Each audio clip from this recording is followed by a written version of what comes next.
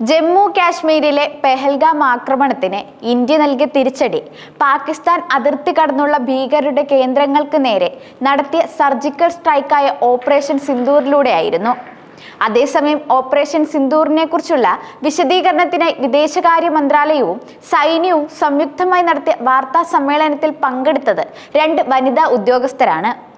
ഇന്ത്യയുടെ വിദേശകാര്യ സെക്രട്ടറി വിക്രം മിശ്രിക്കൊപ്പം വാർത്താ സമ്മേളനത്തിൽ ഓപ്പറേഷൻ സിന്ദൂറിനെ കുറിച്ച് വിശദീകരിക്കാൻ എത്തിയത് വിംഗ് കമാൻഡർ വ്യോമിക സിംഗും കേണൽ സോഫിയ ഖുറേഷിയുമായിരുന്നു. ഇന്ത്യയുടെ ചരിത്രത്തിൽ ഇത് ആദ്യമായാണ് ഇത്തരമൊരു നടപടി എന്നതാണ് ശ്രദ്ധേയമായ കാര്യം.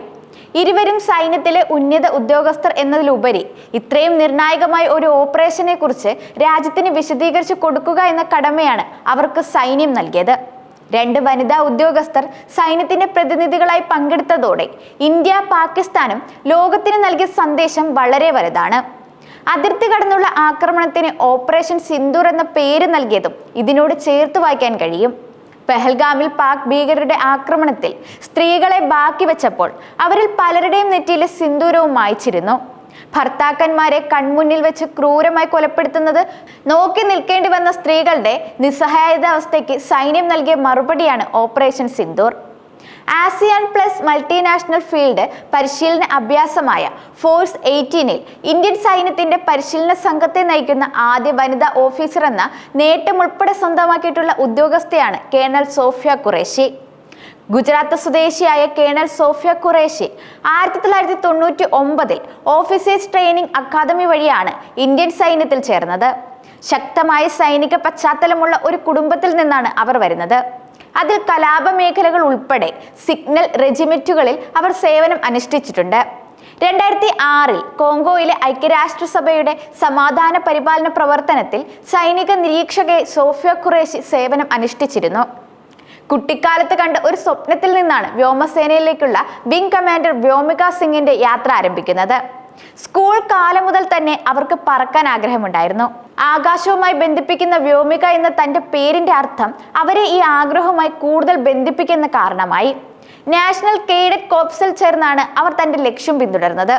പിന്നീട് എഞ്ചിനീയറിംഗ് പൂർത്തിയാക്കി ശേഷം കുടുംബത്തിൽ സായുധ സേനയിൽ ചേരുന്ന ആദ്യ വ്യക്തിയായി അവർ മാറുകയായിരുന്നു. ഇന്ത്യൻ വ്യോമസേനയിൽ ഹെലികോപ്റ്റർ പൈലറ്റായി അവർ കമ്മീഷൻ ചെയ്യപ്പെട്ടു. 2019 ഡിസംബർ 18-ന് ഫ്ലൈയിങ് ബ്രാഞ്ചിൽ സ്ഥിരം കമ്മീഷനും ലഭിച്ചു. പെഹൽഗാമിൽ പൊലിഞ്ഞു വീണ 26 ജീവനുകൾക്ക് പകരം ചോദിക്കുക എന്ന ലക്ഷ്യത്തോടെയാണ് ഇന്ത്യൻ സൈന്യം 15-ാം നാൾ അതിർത്തി കടന്നുള്ള ആക്രമണം നടത്തിയത്. പാകിസ്ഥാനിലും പാക് അധീന കാശ്മീരിലുമായി 9ഓളം ഭീകരവാദികളുടെ സങ്കേതങ്ങൾക്ക് നേരെയാണ് സൈന്യം തിരിച്ചടിച്ചത്. ഇതുവരെ ലഭ്യമായ വിവരങ്ങൾ അനുസരിച്ച് 70ഓളം പേരാണ് ആക്രമണത്തിൽ കൊല്ലപ്പെട്ടത്. ബുധനാഴ്ച പുലർച്ചെയാണ് പാകിസ്ഥാൻ, പാക് അധീന കാശ്മീർ എന്നിവിടങ്ങളിലെ ഭീകരവാദ ബന്ധമുള്ള കേന്ദ്രങ്ങളിൽ ഇന്ത്യ ആക്രമണം നടത്തിയത്. ഓപ്പറേഷൻ സിന്ദൂർ എന്ന രഹസ്യനാമത്തിൽ അറിയപ്പെടുന്ന തിരിച്ചടി പാകിസ്ഥാനിലെയും പാകിസ്ഥാൻ അധിനിവേശ ജമ്മു കാശ്മീരിലെ ഭീകര കേന്ദ്രങ്ങളെ ലക്ഷ്യം വെച്ചായിരുന്നുവെന്നാണ് റിപ്പോർട്ട്. 3 സായുധ സേനകളുടെയും സംയുക്ത ഓപ്പറേഷന്റെ ഭാഗമായാണ് ആക്രമണം നടത്തിയത്.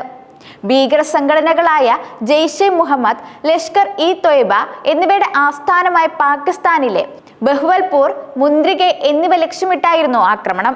അതേസമയം പെഹൽഗാം ആക്രമണത്തോടുള്ള ഇന്ത്യയുടെ പ്രതികരണത്തിന്റെ 1ാം ഘട്ടത്തിന്റെ ഭാഗമായിരുന്നു ഈ നടപടിയെന്നും പാകിസ്ഥാന്റെ പ്രതികരണത്തിനനുസരിച്ച് കൂടുതൽ തിരിച്ചടി ഉണ്ടാകുമെന്നും വൃത്തങ്ങൾ അറിയിക്കുന്നുണ്ട്. അതേസമയം ഇന്ത്യൻ തിരിച്ചടിയുടെ പശ്ചാത്തലത്തിൽ വടക്കൻ ഭാഗങ്ങളിൽ വിമാന സർവീസുകൾ നിർത്തിവെച്ചു. ശ്രീനഗർ വിമാനത്താവളം അടച്ചിട്ടതായി വിമാനത്താവള ഉദ്യോഗസ്ഥർ പറയുന്നുണ്ട്.